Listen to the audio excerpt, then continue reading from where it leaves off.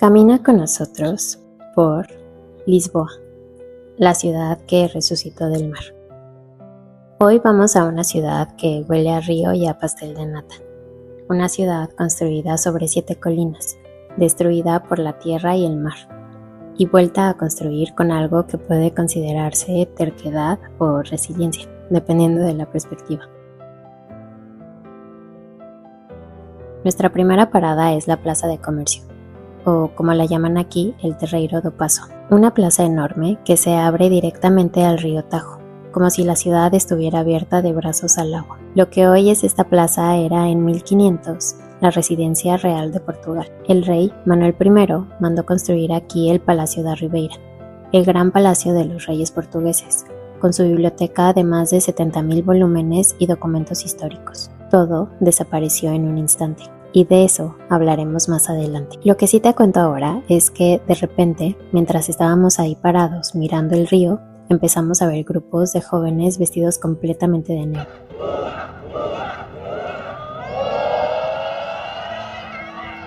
A esto se le llama la praxe. Es una tradición universitaria portuguesa que nació en Coimbra y que consiste en una serie de ritos de iniciación para los estudiantes nuevos, llamados caloiros. Los estudiantes veteranos los someten a pruebas y rituales durante las primeras semanas de universidad. Es polémica, pero verlos ahí en formación con sus capas es una imagen que no se olvida fácil. Se dice además que esas capas y trajes académicos fueron la inspiración de J.K. Rowling para los uniformes de Hogwarts. No sé si es verdad, pero viéndolos ahí no me extrañaría. De la plaza subimos a Alfama, y cuando digo subimos lo digo literalmente. Alfama es el barrio más antiguo de Lisboa, el que sobrevivió el terremoto, y está encaramado en una colina que no te avisa lo empinada que es hasta que ya llevas 10 minutos subiendo escaleras.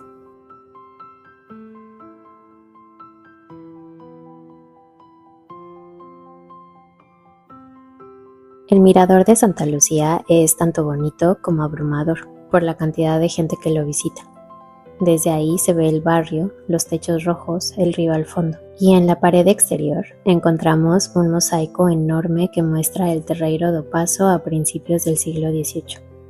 Soldados desfilando, carrozas, gente en la plaza. La ciudad reconstruida después del terremoto, sin rastro del Palacio Real que alguna vez estuvo ahí. Una imagen de lo que fue después de la catástrofe, no del esplendor que se perdió, sino de la ciudad que decidió seguir.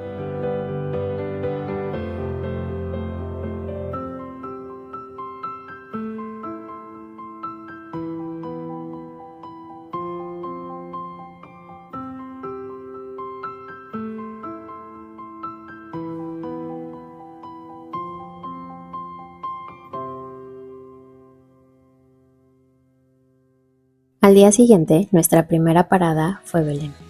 Y aquí la ciudad cambia completamente de tono. Belém es donde Lisboa mira al mar con más nostalgia. Es donde salieron los barcos que cambiaron el mundo y donde los monumentos que ves hoy llevan 500 años recordándolo. Lo primero que encuentras es la Torre de Belém, asomando al borde del río Tajo como si llevara siglos esperando que vuelvan los barcos que despidió. Fue construida entre 1514 y 1519.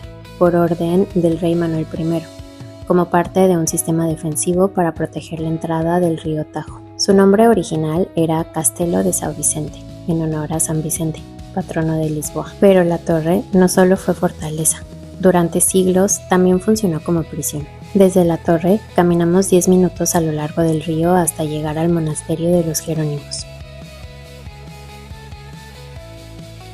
Y si la torre te impresiona desde fuera, el monasterio directamente te deja sin palabras. El monasterio de los Jerónimos fue encargado por el rey Manuel I para conmemorar el regreso de Vasco de Gama de la India. Se fundó en 1501, sobre el lugar exacto donde Vasco de Gama y su tripulación pasaron la noche entera rezando antes de zarpar hacia lo desconocido. Piénsalo, el barco sale de aquí. Los hombres que van a bordo no saben si van a volver. Pasan la noche rezando en esta playa, y cuando regresan, el rey les construye uno de los monumentos más hermosos de Europa en ese mismo lugar. El estilo se llama manuelino y es exclusivamente portugués. Parte del gótico, pero le añade elementos decorativos inspirados en el mar.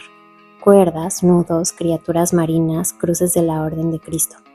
Todo tallado en piedra con una precisión que cuesta creer que sea de 1501. Dentro del monasterio está la tumba de Vasco de Gama, el hombre que llegó a la India por mar, que abrió una ruta que cambió el comercio mundial para siempre. Descansa aquí, a pocos metros de donde rezó antes de partir.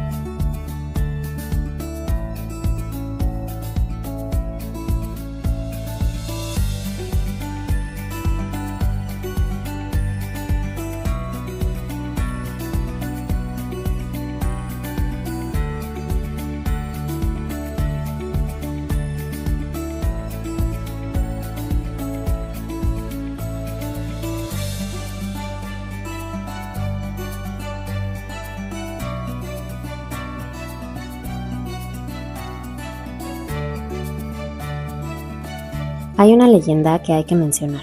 Se dice que fueron los monjes jerónimos quienes crearon la receta original de los pasteles de nata y que cuando fueron expulsados en el siglo XIX vendieron la receta a la pastelería que hoy está a pocos metros, que lo sigue haciendo desde 1837.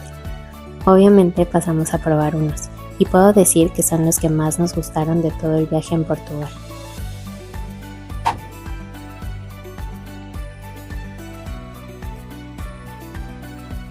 Entre la torre y el monasterio está el monumento a los descubrimientos, una proa de barco gigante en piedra, con 33 figuras mirando hacia el río, encabezadas por Enrique el Navegante. Entre los representados están Bartolomeu Díaz, el primero en remontar el Cabo de Buena Esperanza, Pedro Álvarez Cabral, descubridor de Brasil, y Vasco de Gama. Ese día el viento en Belém era de otro nivel. Tuve que salir corriendo atrás de mi gorra antes de que llegara al río.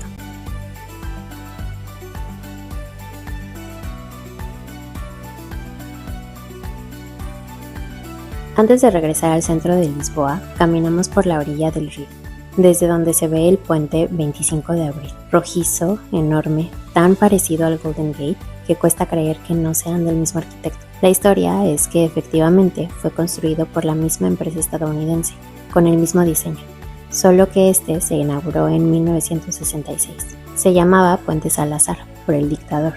Y en 1974, con la Revolución de los Claveles que trajo la democracia a Portugal, le cambiaron el nombre a 25 de abril, fecha de esa revolución. Un puente que cambió de nombre cuando el país recuperó la libertad. En la parte baja de Alfama está la Sé de Lisboa, la catedral más antigua de la ciudad, construida en el siglo XII. Es uno de los pocos monumentos que sobrevivieron a los terremotos e incendios que sufrió Lisboa. Su mezcla de estilos románico y gótico le da la apariencia de una fortaleza medieval, más que de una iglesia.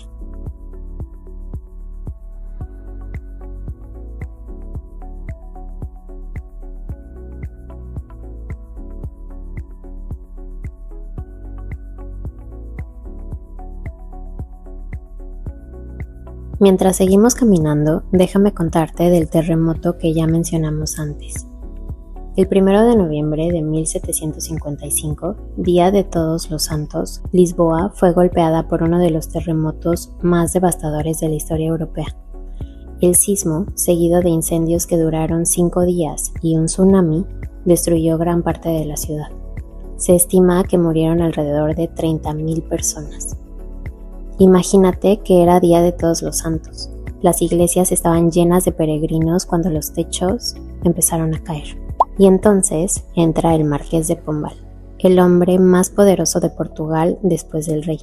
Se le atribuye la frase: ahora se entierran los muertos y se cuidan los vivos. Y fue él quien asumió el mando de la reconstrucción. tomando medidas inmediatas para evitar epidemias, controlar los saqueos y organizar la ciudad. La reconstrucción fue rápida y revolucionaria. Pombal y su equipo levantaron una Lisboa nueva, con calles más anchas y perpendiculares entre sí, una ciudad más segura, más funcional, con una identidad propia. Lo que hoy se conoce como la Baixa Pombalina, las calles que conectan la Plaza de Comercio con la Plaza de Rocío, es su legado directo. Lo que quedó en pie del terremoto dice mucho también. En Chiado está el Convento del Carmen, una iglesia gótica del siglo XIV que el terremoto dejó sin techo. Una iglesia que conserva su herida como parte de su identidad, que no tapó lo que el terremoto le hizo, sino que lo convirtió en parte de su historia.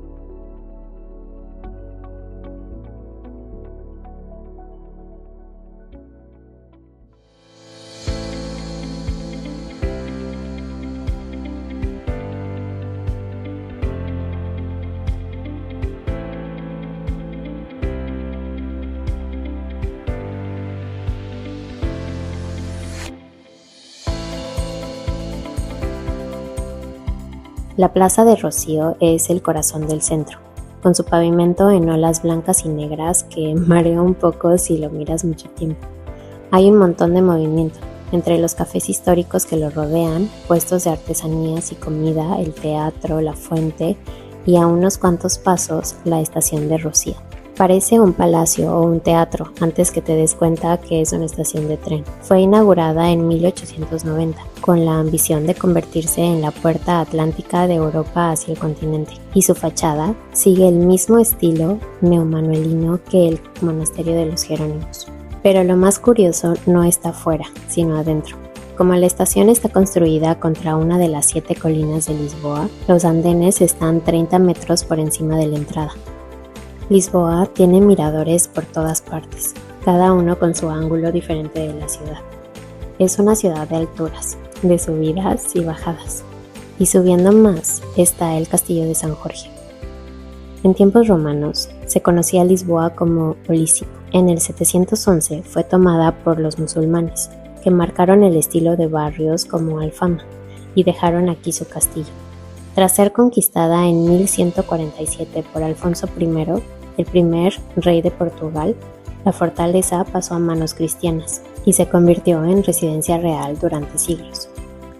Lisboa es de esas ciudades que te piden más tiempo del que tienes, que cada vez que piensas que ya la entendiste, te da la vuelta y te muestra otra capa, el terremoto que la destruyó y la reconstrucción que la reinventó, los navegantes que salieron de aquí y cambiaron el mundo, los azulejos que cuentan historias en cada pared, el fado que suena de fondo como si la ciudad supiera que tiene cosas que llorar, y los pasteles de nata que no son menores. Espero que hayas disfrutado de esta caminata. Espero verte en el próximo camino.